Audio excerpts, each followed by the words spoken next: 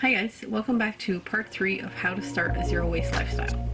In this video, you're going to see the two ways I compost: home composting and industrial composting. They are two different things and they accept two different things. I recommend you go back and watch the other two videos of the series, which when we talked about our trash and our recycling. I highly recommend a way for you to find out how to compost. Whether you can compost at home in your backyard, whether your town offers industrial composting, whether you have a local farmers market where you can drop your scraps off to, maybe you have animals, pigs or chickens that could eat your scraps, maybe you have access to a farm where you can bring your scraps to, maybe you can look into the new Pila home use little composter that you plug into your wall for mostly for people who don't have access to any kind of composting, apartment living, etc. Maybe you want to look into vermicomposting with worms. There are many different options available, but it's important to understand the difference between all of them.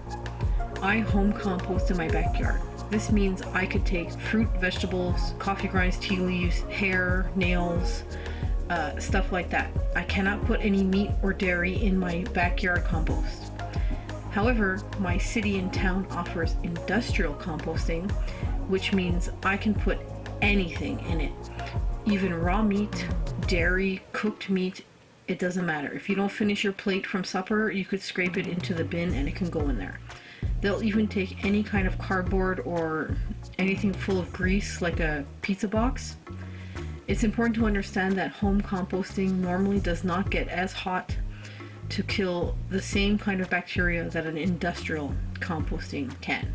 So when you're dealing with raw meats and dairy and stuff, it's a different bacteria and requires a higher heat to kill those bacteria.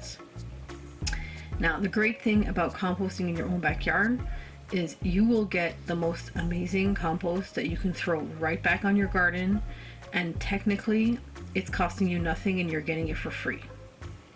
Now, once you tackle your garbage, your recycling, and your compost, composting, I would say, is the most important thing you can do for the planet.